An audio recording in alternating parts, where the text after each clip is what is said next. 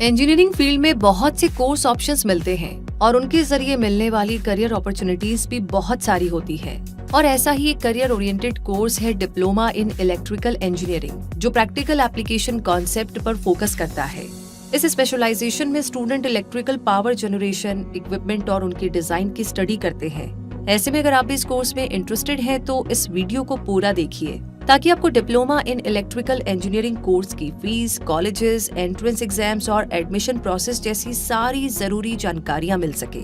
तो चलिए शुरू करते हैं। डिप्लोमा इन इलेक्ट्रिकल इंजीनियरिंग 3 साल का कोर्स है।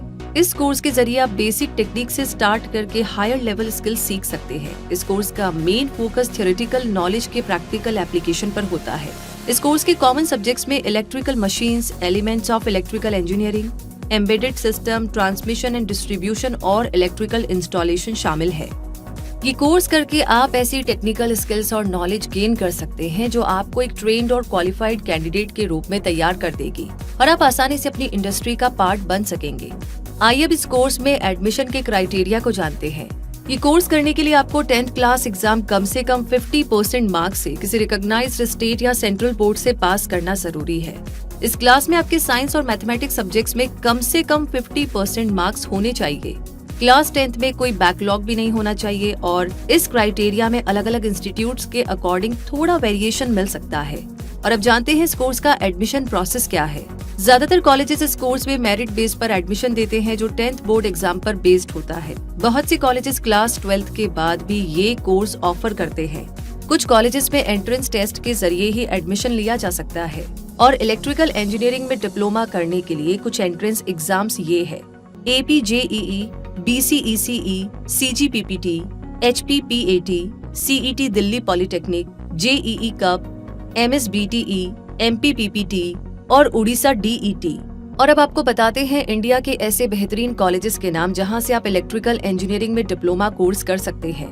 Lovely professional university Punjab, CV Raman global university Bhubaneswar, Chandigarh university Chandigarh, Veer Mata Jijabai technological institute Mumbai, GD Goenka university Haryana, BFIT group of institutions Dehradun, quantum school of technology Roorkee, Rameshwaram institute of technology Lucknow और Narula institute of technology Kolkata.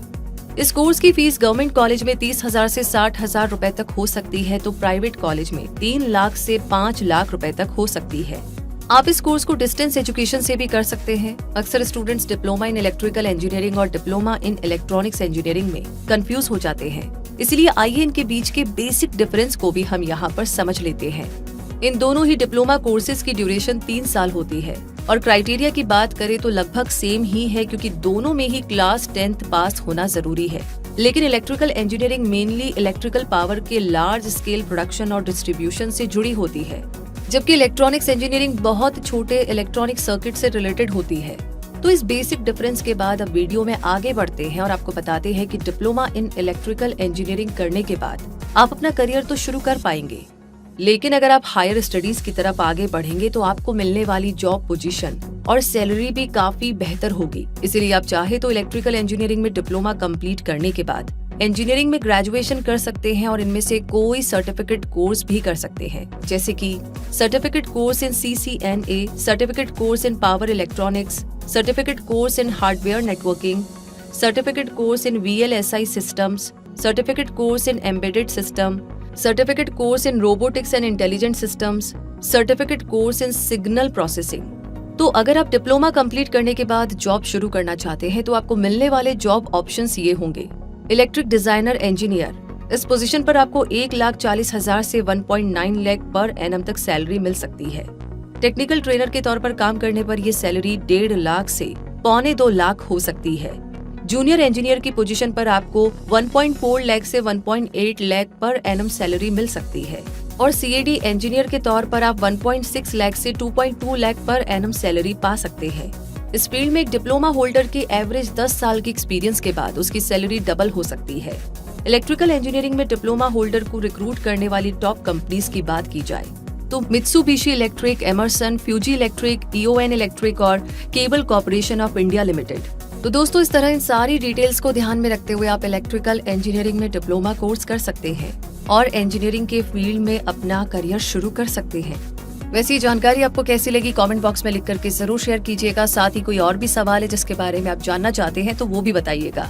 और जो लोग आज हमसे नए जुड़े हैं उनसे रिक्वेस्ट है कि इस चैनल को सब्सक्राइब करके बेल आइकन को प्रेस कर दीजिए ताकि ऐसी इनोवेटिव जानकारियाँ आप कभी भी मिस ना करें। तो रूबी मिलेगी बहुत जल्दी ही और ऐसी जानकारियों के साथ। तब तक के लिए धन्यवाद।